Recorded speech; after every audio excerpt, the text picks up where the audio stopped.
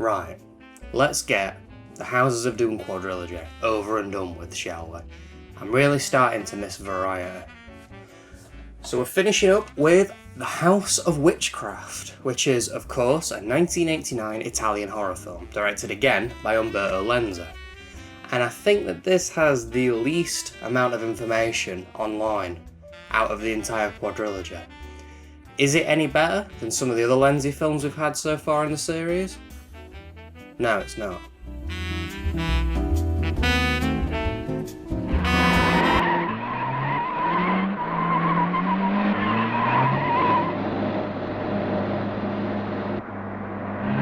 Look out, he's gonna hit us!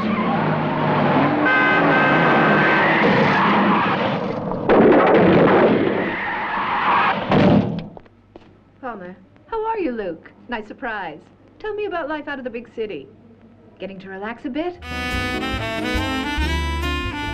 The plot follows a man who has a recurring dream about a witch boiling his head. His wife suggests that they go and stay out in the country somewhere to get away for a while. But weird things start happening, and the man suspects that his wife is actually the witch who's killing all the other guests. This one is a bit of a slow one. It just kind of plods around, and unfortunately, there's minimal witch in it, which is a shame, because the witch is the best bit. Which bit? The witch bit.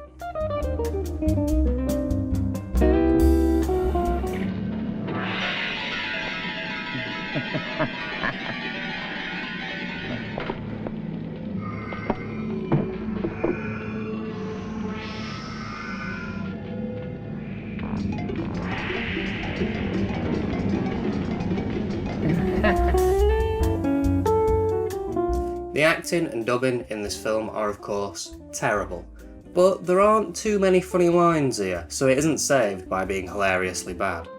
The sets are fine, and the cinematography is serviceable, and once again we only get minimal gore effects, but the ones that we do get are really well made. It's kind of a running theme for these four films really, and it's a bit annoying because you just want to see more of the good effects. This film falls into that category of being one of those films where someone in the group goes missing, so the rest of the group slowly sneak around the house, trying to find out what's happened to the missing member whilst being picked off one by one. Now, this as a structure can really work. You need to really build on that suspense and you need a really good threat. Unfortunately, this film falls flat, because not a lot happens, it's really boring, and there are no stakes at all.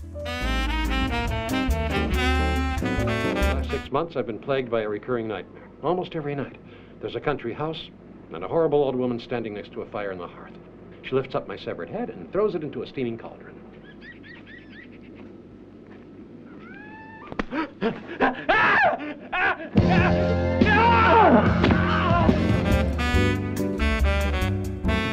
There aren't really any standout moments in this film, outside of scenes with the witch in it, but they only stand out because the witch has got a silly face.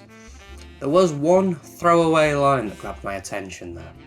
The main character references a film called The Vision of the Sabbath, and he references it in a way of the plot, the things that are happening to him is very similar to the plot of this film.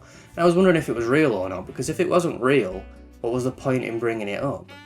And it turns out that there was a film called La Visione del Sabbat, an Italian film, directed by a guy called Marco Bellocchio, that was released the year before this film came out. And looking at the reviews, it actually looked pretty decent. Might have found a decent Italian witch film here, and I wouldn't mind checking it out. There's just no way she killed the priest, and you know it. Let's hope. Have you seen that film, The Vision of a Sabbath? Believe I did. About a witch, I think, in France.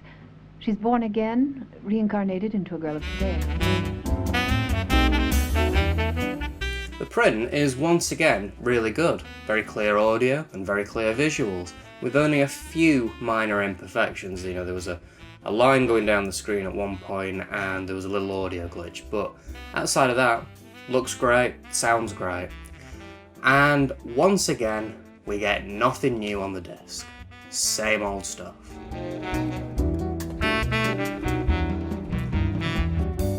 And let's have a look at this case. It's fine with all the information being correct, but again it does try and make out like this is a scary film. It's really not, and this might be the least scary out of all of the Houses of Doom films.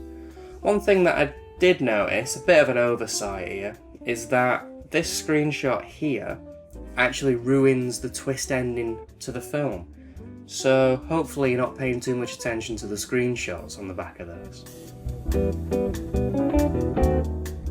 Overall then, this was a massive letdown. Not enough happens and they don't utilise the witch enough. It's a massive shame as well because this, looking at the collection, this is the only film about a witch. And I was really looking forward to it. Ah well. I wouldn't recommend this one unless you're wanting to watch all of the Houses of Doom films or you're a massive Umberto Lenzi fan and you just need to see everything that he's ever put out. Once again, there is no Blu-ray release for this in the UK, but if you really must see this print is fine. So there we go.